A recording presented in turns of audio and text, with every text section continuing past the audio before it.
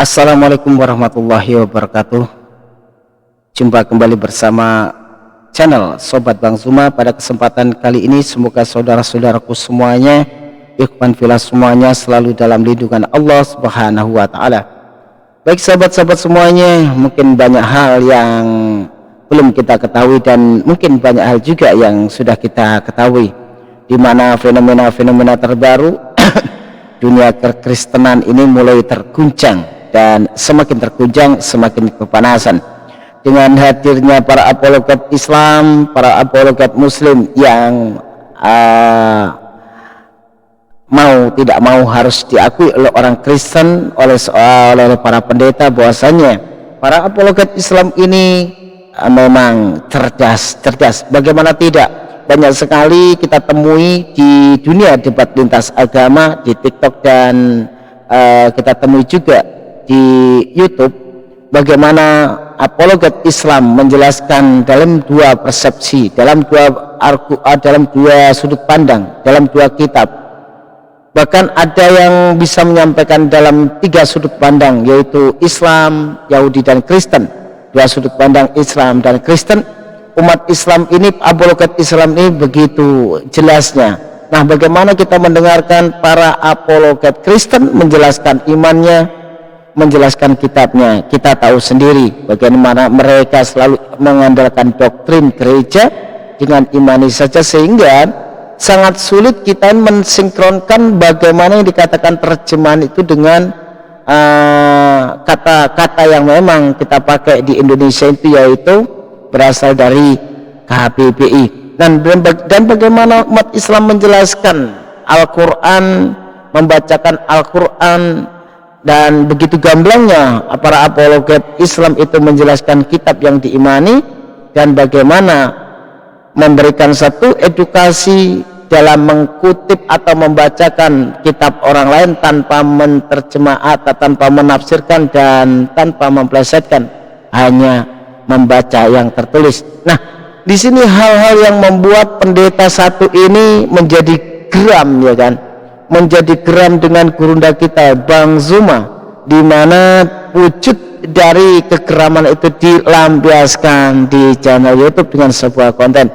Baik sahabat-sahabat semuanya, kita melanjutkan video yang kemarin, bagaimana seorang pendeta ini membuat satu propaganda, tuduhan, ya, saya katakan tuduhan nih. Cuma Zuma percuma tidak akan mungkin bisa mengislamkan tanah Batak. Nah, ini masih judul yang kemarin, ya. Cuma Zuma cuma propaganda murahan, nah, islamisasi tanah Batak. Jadi saya katakan ini sebuah fitnah, apa tuduhan, ya. Kalau di sini tertulis islamisasi tanah Batak, tidak akan berhasil katanya. Ini memang bisa dikatakan menuduh, ya. Tetapi apapun itu terserahlah mereka menuduh apa. Baik sahabat-sahabat, kita simak seperti apa lanjutan videonya. Mungkinlah gampang membalikkan telapak tangan atau semacam gerakan murahan gitu. Kalau saya anggap ini propaganda murahan saja, kampungan gitu. Kalau mau bilang mau Islamkan Tanah Batak dengan gerakannya Zuma yang istilahnya orang Makassar cuma pote-potenya yang nggak berdasar. Ya, kalau saya melihat saja dia mempertahankan akidah Islamnya melawan Edis aja, dia pontang-panting, kacau balau, hancur-hancuran. Ya, apalagi mau bicara yang lain-lain gitu, ya. Nah, ini ya teman-teman, ya. Jadi menganggap Bang Zuma ini membuat satu propaganda mau mengislamkan tanah Batak. Nah, ini sebuah propaganda yang dituduhkan kepada Bang Zuma ini sebenarnya kalau kita lihat propaganda Pak Joshua tahu sendiri, karena Bang Zuma tidak memiliki tujuan seperti itu pada saat pergi ke Sumatera Utara, tapi melakukan atau memenuhi undangan atas Pawai Akbar pada saat itu, dan memenuhi undangan saudara-saudari kita dari apologet Islam Indonesia yang ada di Sumatera Utara. Bahkan kalau kita lihat kan di DPW Sumatera Utara. Nah, ada satu narasi yang bikin kita tertawa, ya teman-teman, ya. Katanya kalau Bang Zuma itu lawan Edis itu ya sudah kacau lah gitu kan. Bagaimana kita bisa melihat sendiri Edis kabur, kalau naik komal itu disuruh kosongkan hanya ini ya, H2 berdua gitu, sedangkan semua umat Islam yang guru-guru kita di atas itu diam. Tapi dia tidak mau, cuman keluar-keluar. Satu perbandingan, Bang Zuma bisa membaca Al-Quran original teks sekaligus bisa menjelaskan secara detail. Nah, bisa juga membaca terjemahan LAI. Nah, bagaimana dengan Edis? Jangankan membacakan Al-Quran, terjemahan LAI saja masih belepotan. Nah, ini yang tidak disadari oleh Joshua Tewu, apalagi yang dibanggakan. Tetapi ya sudah, saya nggak masalah sih. Itu hak dia juga. Kalau dia mimpi mau mengislamkan seluruh Tanah Batak, mengislamkan seluruh orang Batak, itu mimpi dia, bagus juga lah. Ya artinya itu urusan dia, hak dia. Saya sendiri juga punya mimpi. Ya kalau bicara mimpi ya, saya ingin sekali melihat seluruh Indonesia ini jadi Kristen, pengikut Kristus. Karena dengan demikian, sama seperti yang saya yakini, menjadi Kristen, menjadi pengikut Kristus itu surga pasti. Nah ini, dia mengatakan Bang Zuma itu mimpi kalau mau mengislamkan Tanah Batak, ya kan? Padahal dia sebenarnya di situ mau membicarakan dirinya sendiri kalau dia itu yang mimpi sebenarnya. Mimpi mengkristenkan Indonesia. Nah, dia yang mimpi, tapi dituduhkan kepada Bang Zuma bahwasanya Bang Zuma ini Bang Zuma ini bermimpi Tanah Batak ini Islam semua mayoritas. Tapi yang perlu diketahui ya, sebuah perkataan, ya kan, yang sebenarnya tidak tidak dimiliki oleh Bang Zuma tujuan tersebut. Bang Zuma ini tidak pernah punya tujuan sebagai islamisasi di Tanah Batak, tetapi atas tujuannya Joshua Tewu yang katanya nih, terus Bang Zuma ini mau mimpi Tanah Batak ini jadi Islam. Kita hanya berdoa saja, hidayah itu datang dari Allah. Semoga Allah meridhoi, merahmati tanah Batak untuk menjadi Islam, untuk mayoritas Islam, supaya bisa benar-benar mayoritas Islam. Bukan tujuan Bang Zuma, bukan tujuan kita umat Islam mengislamkan Tanah Batak, tetapi Pak Joshua Tewu telah mengatakan ya, Bang Zuma itu punya mimpi untuk mengislamkan Tanah Batak.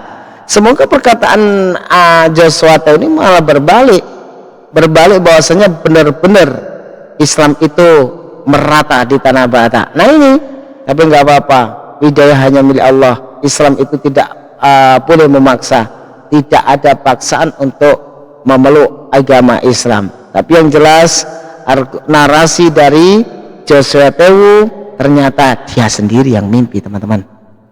Keselamatan pasti gitu loh.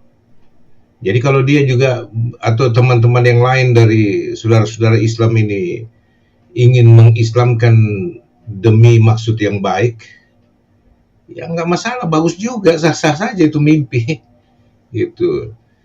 Jadi nggak usah perlu ditakutkan atau dipusingkan. Ya, yang saya harus katakan di sini supaya ya gereja bertanggung jawab untuk meletakkan dasar kekristenan yang benar.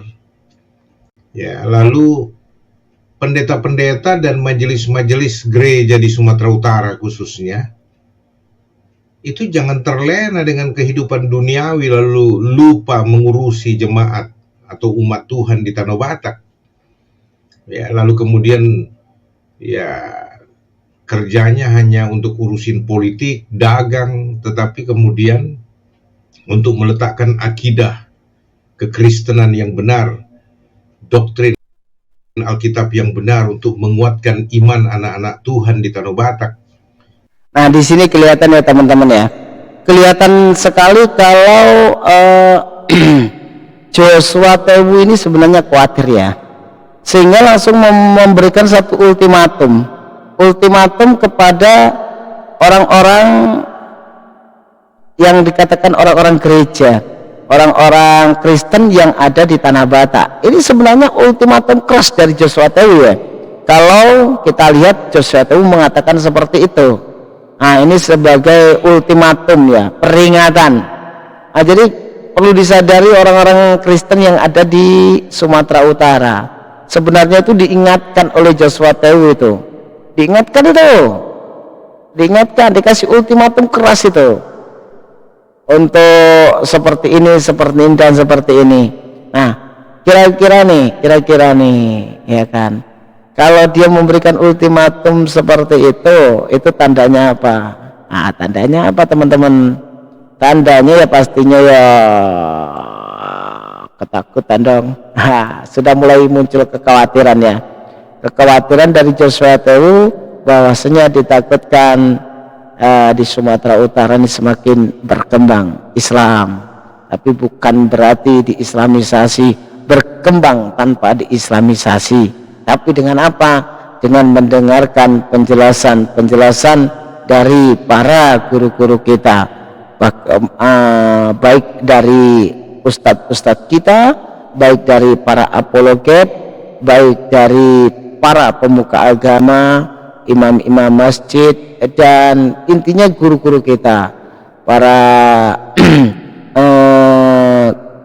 saudara-saudara kita yang mungkin bergerak di bidang dakwah. Dan bahkan bisa jadi ya kan, dari saudara-saudara kita yang memiliki sedikit ilmu menyampaikan kepada saudara yang lain supaya bisa mengerti Islam itu seperti ini. Nah, di situ ya teman-teman ya.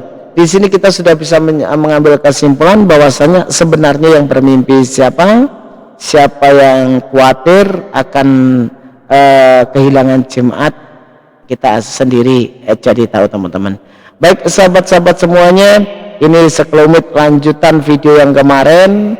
Semoga bisa membawa manfaat sekaligus mempertebal iman kita kepada Allah Subhanahu wa taala, di mana penyampaian-penyampaian yang saya paparkan tadi sebagai sajian untuk kita semuanya, bahwasanya gurunda kita itu tidak punya tujuan islamisasi di sana.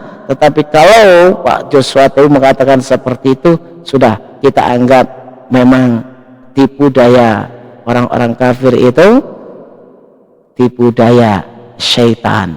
Makanya kita selalu mengatakan a'udzubillahi minasyaitonir rajim, bismillahirrahmanirrahim. Nah, itu kita meminta kepada Allah untuk selalu dijauhkan dari godaan setan yang terkutuk. Baik sahabat-sahabat semuanya, sampai di sini dulu. Semoga saudaraku semuanya selalu sabar, kuat dalam menghadapi apa yang ada di lingkungan kita, selalu kuat bila kita bertemu dengan orang-orang yang berusaha menggoda kita. Dan mari kita bersama-sama membentengi umat dari usaha-usaha mereka, dari misi misionaris yang mereka setiap hari gembor-gemborkan, mau di dunia maya baik ataupun di dunia nyata. Baik sahabat-sahabat semuanya, Sobat Bang Zuma nanti akan kembali dengan pembahasan yang berbeda pastinya. Salam satu Tuhan, Allahu Akbar, Allahu Akbar, Allahu Akbar.